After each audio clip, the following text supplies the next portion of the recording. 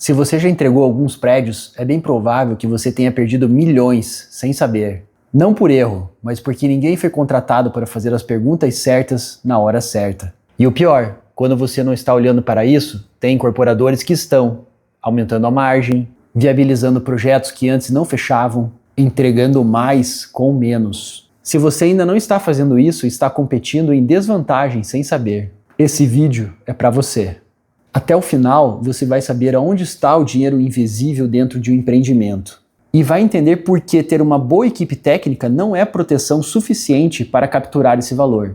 Agora, me responde uma coisa. Quantos empreendimentos você já entregou? Se forem 10 e o prédio tiver previsão para chuveiros elétricos, mesmo o prédio tendo aquecimento a gás, uma situação que eu vejo com muita frequência, simplesmente porque os projetistas acostumaram a fazer assim, você já gastou em torno de R$500 mil sem necessidade, só nisso. Se as centrais de aquecimento foram superdimensionadas, como aconteceu em um empreendimento que eu estou acompanhando nesse momento, o valor pode passar de R$2,5 milhões. Esse dinheiro não foi roubado, não houve má fé, ele simplesmente desapareceu porque alguém não fez as perguntas certas na hora certa. E pode ser exatamente esse valor que está faltando para viabilizar o seu próximo empreendimento.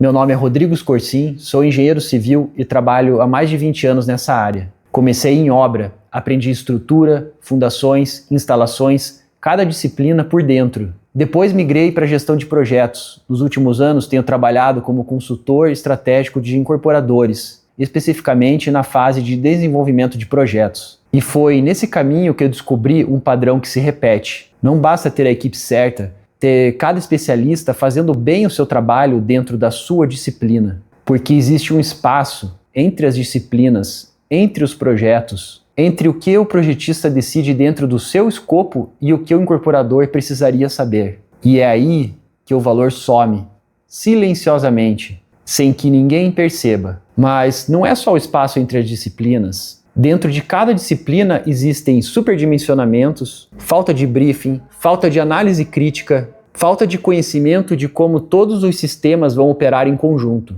É como ter um médico especialista em dor de cabeça que receita um remédio que faz mal ao fígado. E o médico do fígado receita outro remédio que traz outros problemas. Cada um resolveu o seu. Ninguém olhou para o paciente por inteiro.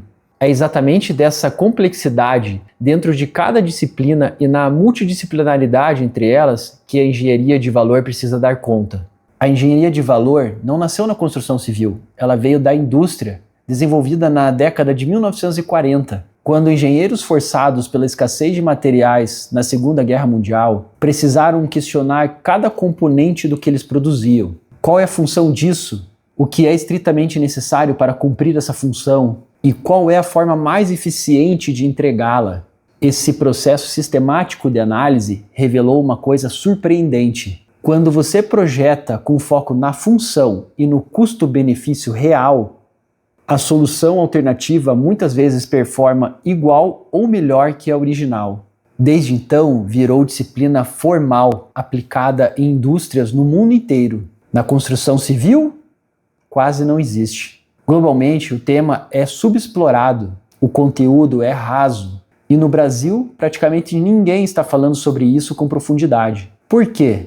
Porque a construção civil tem uma particularidade que torna um ambiente ideal para a engenharia de valor e, ao mesmo tempo, o mais resistente a ela. No empreendimento imobiliário, você tem dezenas de especialistas trabalhando paralelamente. Arquitetos, calculista, engenheiros eletricistas, hidráulicos, de fundações, prevenção e combate a incêndio, HVAC, cada um com seu escopo, seu contrato, sua responsabilidade de forma delimitada. E tem alguém tentando juntar tudo isso, o coordenador de projetos. Mas a função do coordenador de projetos é tentar fazer tudo funcionar, garantir que os projetos não colidam entre si, que os prazos sejam cumpridos, que as interfaces sejam resolvidas. Isso já é uma tarefa enorme.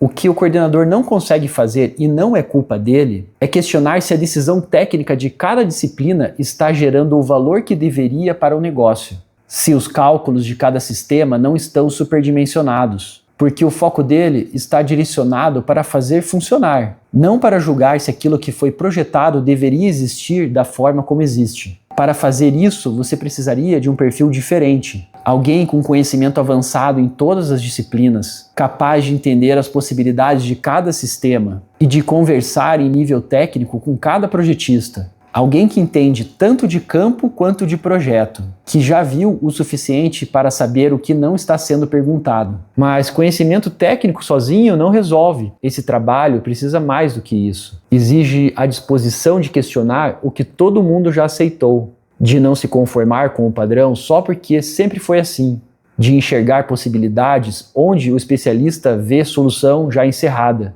É um perfil que precisa ser ao mesmo tempo generalista e profundo.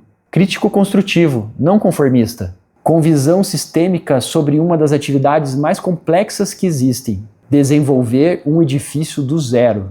Esse perfil não se forma na sala de aula, ele se constrói com anos de canteiro, de projeto, de erros e acertos acumulados. É raro, e é por isso que essa lacuna existe na maioria dos empreendimentos.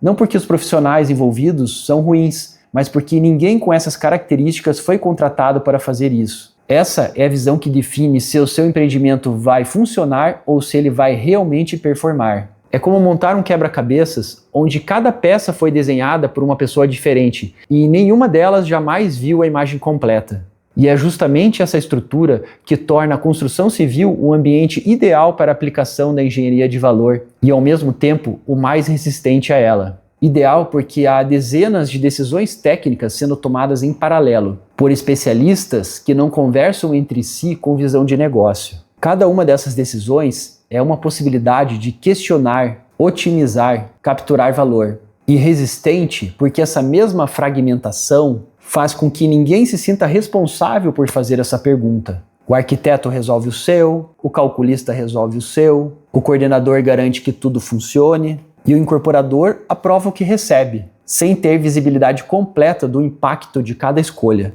É justamente buscando essa visão de conjunto que muitos incorporadores delegam as decisões de projeto para uma construtora. Faz sentido intuitivamente, afinal, a construtora tem experiência, tem método, tem gente que já fez isso antes. Mas há um custo nessa decisão que nunca é discutido. Quando você delega o projeto para uma construtora, as escolhas técnicas passam a ser orientadas pelo padrão que ela conhece, pelo processo que ela domina e direcionadas às soluções dos parceiros que ela possui. E isso torna muito mais difícil orçar a obra com outras construtoras depois, porque o projeto foi moldado para ela. Por que não fazer o inverso? Desenvolver o projeto dentro de casa, com total controle técnico e estratégico. E só então colocar no mercado para orçar. Você chega à mesa de negociação com o projeto em mãos. O projeto é seu. E as decisões técnicas que estão dentro dele são decisões que você aprovou, não que foram tomadas por conveniência de quem vai executar. Quando um incorporador me procura, raramente ele sabe o que quer. Ele sabe o que sente, que o empreendimento não está viabilizando, que o orçamento está acima do esperado, que alguma coisa não está fechando. E aí ele fala: Rodrigo, preciso de uma reengenharia. Porque muitos ainda têm na cabeça a reengenharia, palavra pesada, que implica jogar fora o que foi feito, recomeçar, desconstruir. Em alguns casos é realmente necessário, mas na maioria não é. E muitos incorporadores pensam que se o projeto foi viabilizado, bola para frente, problema resolvido. Mas esses vão deixar muito dinheiro na mesa e vão acabar perdendo espaço para os que já estão aplicando uma visão estratégica diferenciada nos seus projetos. O que o mercado precisa é de engenharia de valor, e a diferença entre engenharia de valor e reengenharia não é apenas semântica. Cortar custo é tirar, reengenharia é refazer. Engenharia de valor é questionar antes de cortar qualquer coisa se o que está sendo feito está gerando o valor que deveria gerar para o produto, para o cliente, para o negócio. Deixa eu te mostrar um pouco do que isso significa na prática. No empreendimento residencial que eu acompanho atualmente, o projeto hidráulico especificou 16 boilers de 1.000 litros para a central de aquecimento. 16.000 litros de água quente armazenadas no barrilete. Pela minha experiência acompanhando vários empreendimentos, achei essa capacidade exagerada. Pedi um segundo dimensionamento a um especialista em centrais de aquecimento que eu confio. O resultado foi 9.600 litros, uma redução de 40%. Só nesse item, a economia gerada foi de R$180 mil.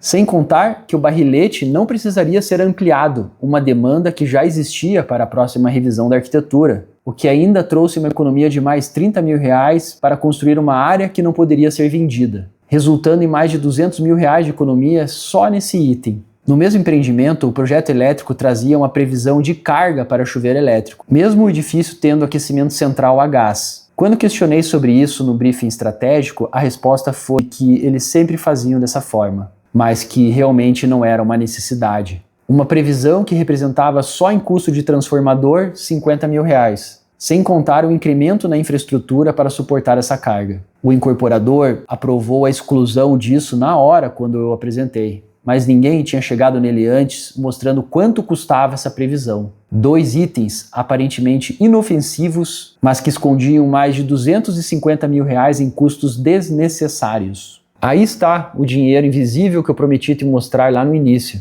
O coordenador estava fazendo o seu trabalho, a equipe não falhou. O que faltou foi alguém de fora, com visão do todo, fazendo as perguntas que ninguém de dentro do processo consegue fazer. Como disse Peter Drucker, não há nada tão inútil quanto fazer eficientemente algo que nem deveria ser feito.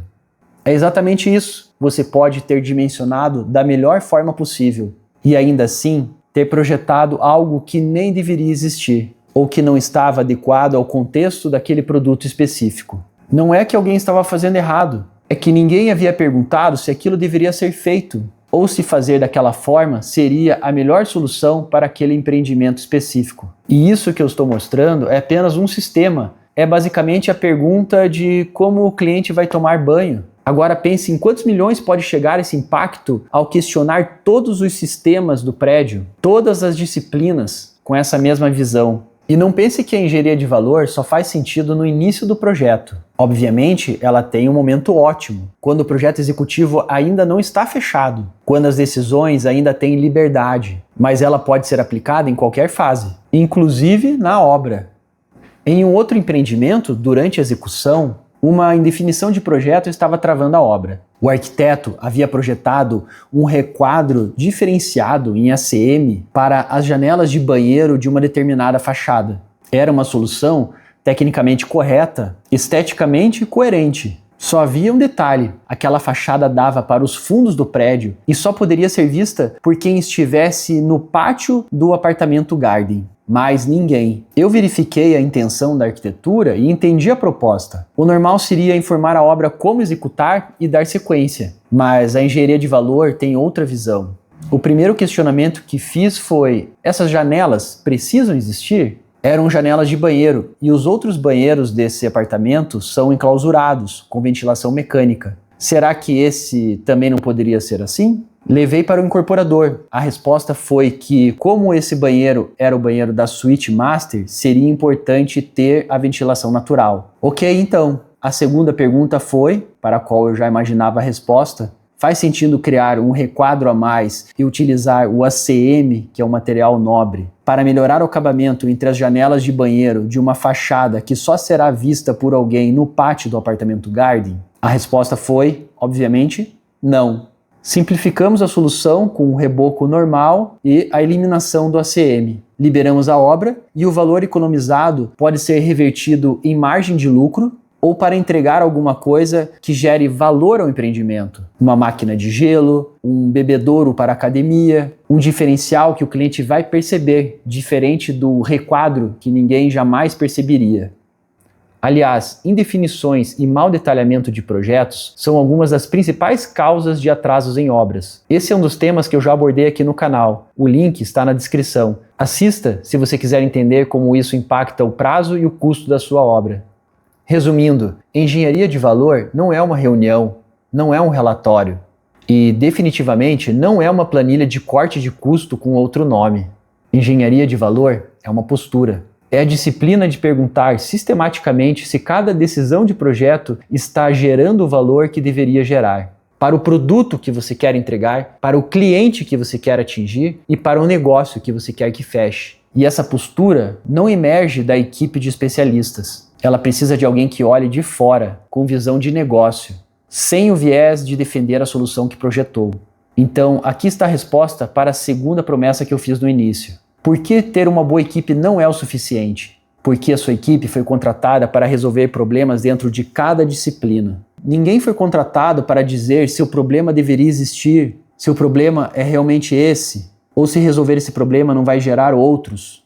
Essa não é uma falha, é uma limitação estrutural de como o mercado organiza os projetos. E a única forma de superar essa limitação é trazer alguém cuja única função seja exatamente fazer essas perguntas e ajudar a respondê-las. Nos próximos episódios da série, eu vou entrar disciplina por disciplina. Arquitetura, hidráulica, elétrica, fundações, e mostrar com casos reais onde o valor está sendo criado e onde ele está escorregando sem que ninguém perceba. Mas antes de você sair, pensa comigo. Como seria entrar no seu próximo empreendimento sabendo que cada decisão foi analisada com visão de custo-benefício? Que as inter-relações entre os sistemas foram analisadas não apenas de forma isolada, disciplina por disciplina, mas de forma integrada? Que o produto que você vai entregar está no nível máximo de valor, com o mínimo custo possível para aquele empreendimento específico. Não é só pela questão de economia. Você sai da posição de quem aprova o que a sua equipe traz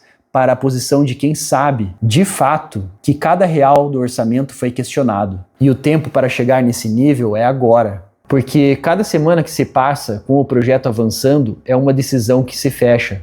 O projeto vai ficando engessado. Quanto mais tarde a engenharia de valor entra, menor o espaço para resolver da melhor forma e maior o custo para corrigir o que poderia ter sido evitado. Você não precisa demitir ninguém, jogar projeto fora, não precisa recomeçar do zero. Você só precisa de alguém que faça as perguntas certas e que ajude a caçar o dinheiro invisível que já está no seu empreendimento.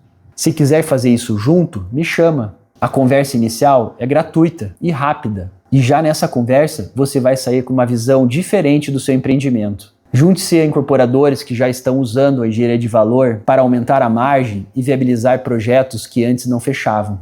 O link está na descrição. Até mais e bons negócios.